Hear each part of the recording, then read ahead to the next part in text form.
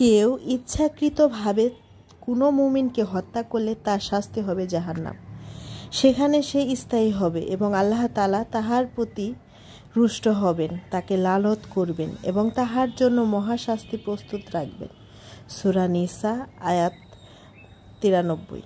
বিসমিল্লাহির রহমানির রহিম। আসসালামু আলাইকুম। কেমন আছেন সবাই? তো আজকে সকাল থেকে ভিডিওটা শুরু করে দিয়েছি। এখন বাজে 4:45, মানে 4:45। তো আমি সকালবেলা উঠেই আমার সব রান্নাবান্না শুরু হয়ে যায়। আর রান্নাবান্না কিভাবে আপনারা তাড়াতাড়ি করবেন সকালবেলা, তো সেই টিপসটা আজকে আপনাদের সাথে শেয়ার করছি। তো রাতের বেলায় যে সবজিগুলা কেটে আপনারা পানির মধ্যে রেখে একটা বক্সে করে ফ্রিজে রেখে দিবেন, সবজি একদম ফ্রেশ থাকবে, নষ্ট হবে না। আর পেঁয়াজ কাঁচামরিচ আপনার যতটুকু লাগে ততটুকু রাতের বেলা কেটে আপনার ফ্রিজে রেখে দিবেন, দেখবেন একদম ফ্রেশ থাকে। তো এই যে পেঁয়াজ যখন আমার সব কিছু কাটাকুটি থাকে তখন কিন্তু রান্না করতে অনেক সুবিধা হয়, মানে রান্নাটা দ্রুত হয়ে যায়। আমার ঘুম থেকে উঠে নামাজ কালাম শেষ করে যেহেতু রান্না করতে চলে আসতে হয়, তো সেহেতু আমার একটু গুছিয়ে রাখলে আর কি আমার রান্নাটা অনেক তাড়াতাড়ি হয়ে যায়। তো ভাবলাম যে ভাই আপুদের সাথে এই টিপসটা শেয়ার করি, তাহলে অনেক আপুরা তো জানেনই, আবার যারা জানেন না নতুন তাদের জন্য সুবিধা হবে। আপনি যদি আলু কুচি করে কেটে এমনি রেখে দেন ফ্রিজে, তাহলে আলুটা কালো হয়ে যাবে। আর যদি যেরকম পানির মধ্যে রেখে দেন, ধুয়ে ক্লিন করে পানির মধ্যে রেখে দিবেন, তাহলে দেখবেন যে কোনো রং পরিবর্তন হচ্ছে না, একদম ফ্রেশ আছে। এটা যে কোনো সবজির ক্ষেত্রে। তো এই যে সকালবেলা আজকে আমি রুটি আর এই ভাজিটা করে নিচ্ছি। তবে এমনিতে আমার অন্যান্য সকালে ভাতও রান্না করতে হয়। আর ভাজির সময় আমি খুব বেশি মশলা ইউজ করি না, মানে হলুদের গুঁড়া, মরিচের গুঁড়া, ধনিয়া গুঁড়া খুব অল্প পরিমাণে ইউজ করি। আর আরেক চুলায় এখন আমি গরম পানি দিয়ে দিলাম, রুটির ডোটা তৈরি করব। রুটিটা আমি রাত্রে বানিয়ে রাখি, কিন্তু কিছুদিন যাবৎ সকালে বানিয়ে সাহেবকে টিফিন দিচ্ছি। তো উনি বলছে যে তুমি যেটা সকালে বানিয়ে দাও সেই রুটিটা দুপুরে খেলেও নরম থাকে হটপটে, আর এমনি রাত্রে যেটা বানাও সেটা নাকি শক্ত হয়ে যায়। তো এই ওদিক দিয়ে রান্না বসিয়ে দিয়ে এসে এখন আমার মনে হলো আমি তো কালকে রাতে সাহেবের গেঞ্জিটা আয়রন করিনি, তো এই যে এখন আয়রন করতে চলে আসলাম। মানে আমি দৌড়ের উপরে আছি, তবু আপুদের সাথে একটু শেয়ার করছি ভিডিওটা, একটু একটু করে ক্লিপ নিয়ে এই ভিডিওটা শেয়ার করছি আমার সকালের রুটিনটা। আর কিভাবে আপনারা ঝটপট সব কিছু করে নেবেন সেই রান্নাটা আপনাদের সাথে শেয়ার করে নিচ্ছি। তো আমি রুটি এখানে সবগুলো এখন বানাবো না, এখন 5টা রুটি বানাবো। 5টা রুটি বানিয়ে সাহেবকে খাওয়িয়ে টিফিন দিয়ে দিব, বাস। তারপর উনি চলে গেলে তারপর বাকিগুলা বানিয়ে হালকা সেঁকে রেখে দেব। তো এই যে আমি এখন রুটি বানানো শুরু করে দিয়েছি।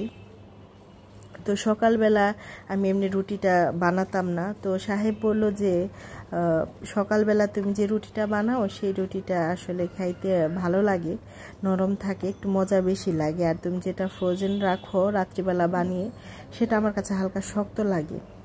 এখন সাহেবের জন্য একটু তো কষ্ট করতেই হবে, না হলে আমি রাত্রেই বানিয়ে রাখি, সকালবেলা শুধু ভেজে দিই, হালকা সেঁকে রাখি। তো এই যে আমি এখন রুটি ভাজা শুরু করে দিলাম। তো সেই মহামূল্যবান কথাটা কিন্তু আমি এখনও বলিনি, যে আপুরা আমার ভিডিওতে এখন একটা লাইক দিননি, প্লিজ লাইক দিয়ে ভিডিওটা কন্টিনিউ করবেন। আর যদি একটু বেশি ভালো লেগে যায় তাহলে সাবস্ক্রাইব করে আমার পাশে থেকে যেতে পারেন। আর যে আপুর কাছে আমি এখনও পৌঁছাতে পারিনি, আমার কমিউনিটিতে গিয়ে একটা লেটার রেখে আসবেন, তাহলে আমি আপনার কাছে সহজেই পৌঁছে যাব। আর ভয়েস দিতে গেলে মানে এত আওয়াজ বাইরে থেকে আমি পাই, এরকম নর্মালি আওয়াজ আমি এত পাই না, কিন্তু এই যে আমি যখন ভয়েস দিতে যাই তখনই মনে হয় আওয়াজ আর আওয়াজ, আওয়াজ আর আওয়াজ। আর এখন একটু আকাশ দিয়ে হেলিকপ্টারটা একটু বেশিই যায়, হেলিকপ্টারের আওয়াজটা একটু বেশিই আসে। তো এই যে আমি রুটিগুলো বানিয়ে এখন রেডি করে দিচ্ছি। তো এখন সাহেবকেও খেতে দিলাম। উনি প্রতিদিন আমি ওনাকে ভাত তরকারি এগুলো রান্না করে দিই, তো উনি বললো যে ভাত আজকে সকালে খাবো না। তো আমার একটু সুবিধা হলো যে আমার রুটি আর ভাজিতেই হয়ে গেল। এমনি নর্মালি আমার ভাতও রান্না করতে হয়, আরেকটা তরকারি রান্না করতে হয়, তখন একটু আরও বেশি তাড়াহুড়া লেগে যায়। তো আজকে যেহেতু ভাতটা রান্না করিনি, তরকারিটা রান্না করিনি, আজকে একটু তাড়াতাড়ি হয়ে গেছে। তো এখন তার জন্য টিফিনের জন্য পানি ভরে নিচ্ছি। আসলে মানুষের তো অনেক ধরনের স্বপ্ন থাকে, আমারও এরকম এটা একটা স্বপ্নই ধরতে গেলে। তো এটা হলো আইস, মানে বরফ যুক্ত পানি। এটা আমি একটা কাপড়ে করে পেঁচিয়ে দিয়ে দিব, যাতে অনেকক্ষণ ঠান্ডা থাকে, যেন সারাদিন অফিসে থাকলে বারবার পানি খেতে পারে। তো এই যে এখন টিফিন রেডি করে দিলাম। আর দুপুরবেলা এখন বাজে 12:10। তারপরে আর আমি কোনো ক্লিপ নিইনি। এর মাঝে মেয়েকে ঘুম থেকে উঠিয়েছি, খাওয়িয়েছি, আমিও খেয়েছি, মেয়েকে পড়াশোনা করিয়েছি। মেয়ের অনলাইন ক্লাস এখন চলতেছে, ক্লাস 11টা পর্যন্ত। তো তারপরে আর ঘর গোছানো হয়নি। তো আমি লেগে গেলাম ঘর গোছানোর ক্ষেত্রে। এখন বাজে 12:10। তো মেয়ে লেগে গেলাম ঘর গোছানোর শেষ হবে হয়তো আর আধা ঘন্টা বা আর একটু বেশি সময় লাগতে পারে। তো তারপরে আমরা মেয়ে মিলে গোসল করে নামাজ কালাম শেষ করে তারপরে খেয়ে নেব। তো বললাম না, অনেকের স্বপ্ন থাকে অনেক কিছু। আমারও এরকম স্বপ্ন ছিল যে আমার হাজবেন্ড জব করবে, তার জন্য টিফিন রেডি করব। তো মাঝে সে জব করেছে, কিন্তু তখন সে ছিল জামালপুর। তো ওইখানে থেকে সে জব করেছে। তো এখন জবটা সে ঢাকাতেই পেয়েছে, আলহামদুলিল্লাহ। আমি তার জন্য টিফিন রেডি করে দিচ্ছি। এটা আমার ধরতে গেলে অনেক বড় একটা স্বপ্ন ছিল যে হাজব্যান্ড অফিসে যাবে, তার জন্য টিফিন রেডি করে দেব। কারণ আমার বিয়ের প্রায় 10-12 বছর সে বিদেশ ছিল।